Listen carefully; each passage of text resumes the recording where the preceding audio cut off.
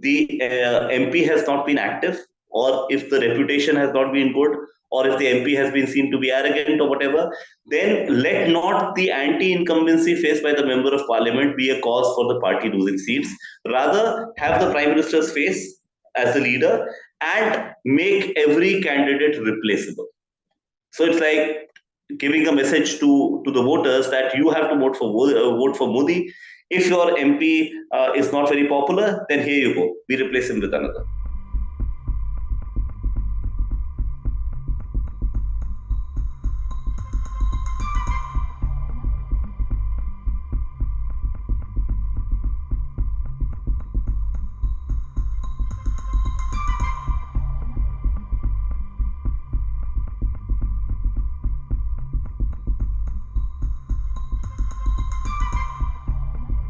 So the BJP has brought out its second list for the Lok Sabha elections, and this was of 72 candidates who have been declared. Uh, Around almost 30 people, 30 sitting MPs have been dropped. Dropped here means deliberately dropped.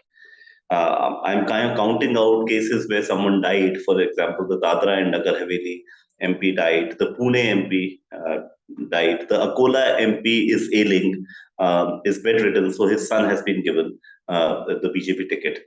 So if we keep these options away and even count out Shobha Karandlaje, who has been moved from Udupi, Chikmagalur to Bangalore North, which is not a deliberate dropping per se. We still come to about 30 people, almost 30 sitting MPs who have been dropped, which is a significant percentage. Something like 40% of the sitting MPs in the second list of the BJP have been dropped. Among the major ones, one could very well say that Sadanand Gowda has been dropped. In this case, there's a history. He had opposed the tie-up of the BJP with the JDS and made public statements against it.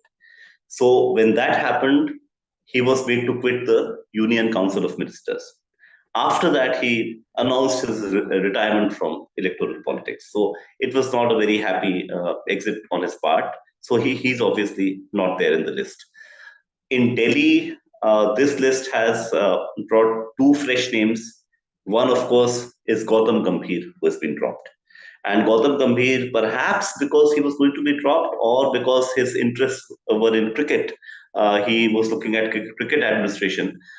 He had even conveyed, just before the first list came out, he wrote on X that he wanted to not contest this time and focus on cricket. Raj Hans has been dropped from Delhi. So in Delhi, finally, out of 7, 6 candidates have been replaced.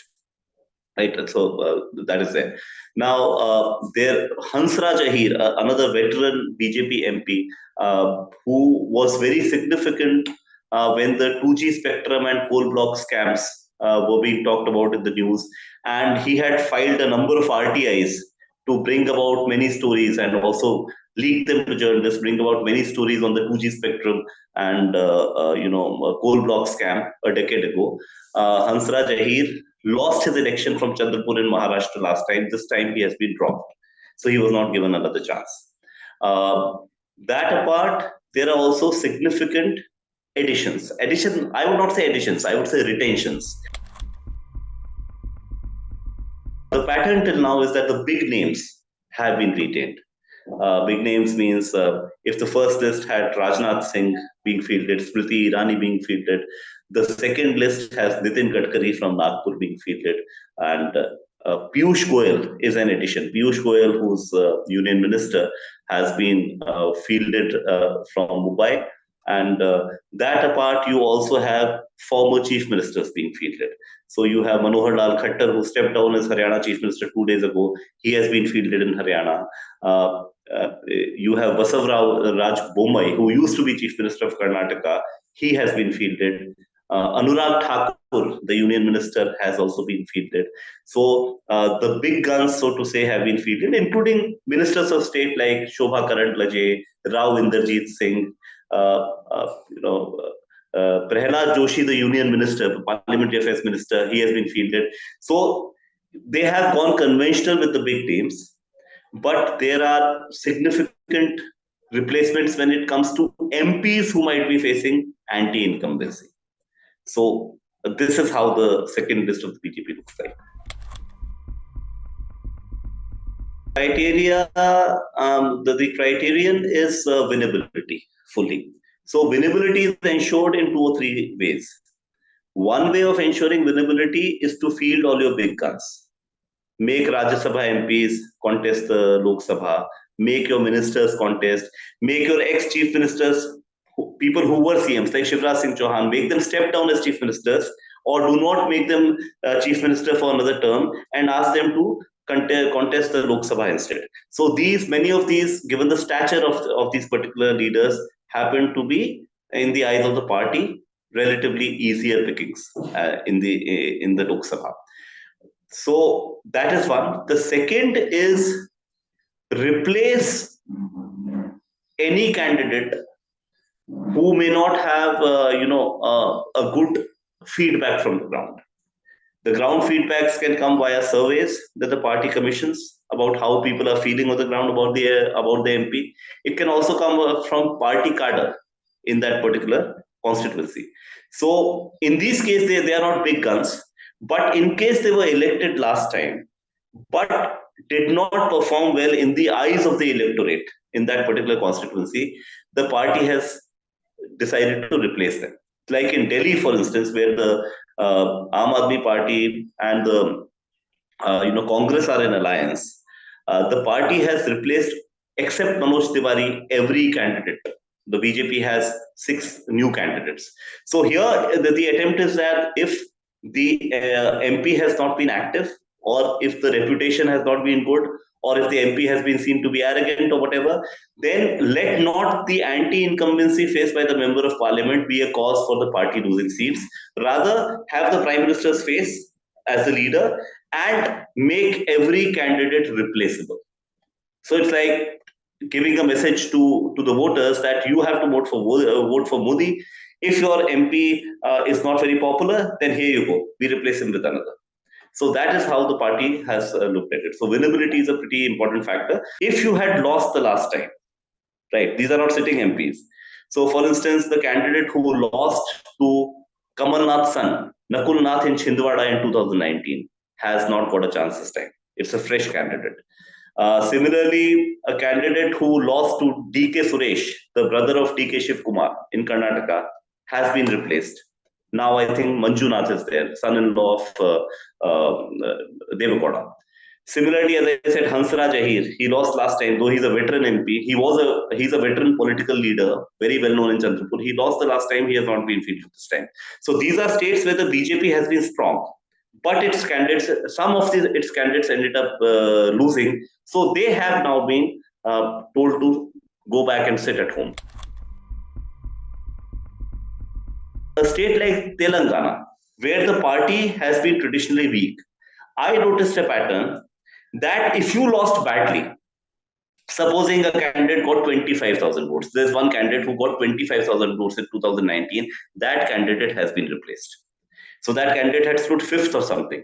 Then there were a couple of candidates who stood 3rd with a huge margin, like getting less than 1 lakh votes. They have also been replaced. But yet another candidate in Telangana who scored more than 2 lakh votes was 3rd but very close to number 2. That person has been retained. So I think the criterion is, if there's a state in which the BJP is strong but you are unable to win, you will not be given another chance. If you are unpopular in sitting, you will not be given a chance. If there's a state where the BJP is weak and it is natural that you lost, but you put up a better fight, a good fight, then there's a chance that you'll be retained. One is that the Prime Minister's leadership is what leads the party. So the face of the BJP's campaign is PM Modi. And Prime Minister Modi will decide who is best suited to do what. So the leadership thing is completely settled. If he wants to field you from a particular constituency and you are in the Rajya Sabha, then there's nothing like saying, oh, Rajya Sabha is safer, I might lose my election. Then you will have to say yes to contesting the election and take the risk, because your stature has now to be deployed for the use of the party to maximize the tally of the party. So that is one thing. The second thing is that every member of parliament is first and foremost a party worker, and each one is replaceable. So, in case there's a perception that you are not popular in your constituency, in case there's a perception of not having a connect with the party workers or being too arrogant, then you may be anybody, but you will be replaced. Right. So, the average MP who's not a celebrity will anyway be replaced, but it's also possible that someone like Meenakshi Lekhi, who's a union minister, can also be replaced. That is the second one. The third one is that all these decisions of retention or replacement will be taken with the interests of the party in mind, the way the party sees itself, the way the party interprets as what would be good for it in the polls. So there is no pattern like that the party leadership does not get along with ex-leaders. So ex-leader will certainly be shelved or shunned. That is not there. So some of the big guns who both have stature and have a reputation for having been consistently in politics and either you know being politically sharp or being very good administrators. Those big guns have been retained both in the first and the second list. So there were many speculations: will Rajnath Singh be given the ticket this time? Will Nitin Gadkari be fielded? But all those have been laid to rest. If Nitin Gadkari is perceived as an efficient minister in his ministry, then he certainly is contesting once again from Nagpur. He has not been replaced. So here again, like Sushma Swaraj, people used to say did not have very good terms with Prime Minister Modi, but her daughter has been fielded from New Delhi. So you cannot look at a pattern apart from winnability.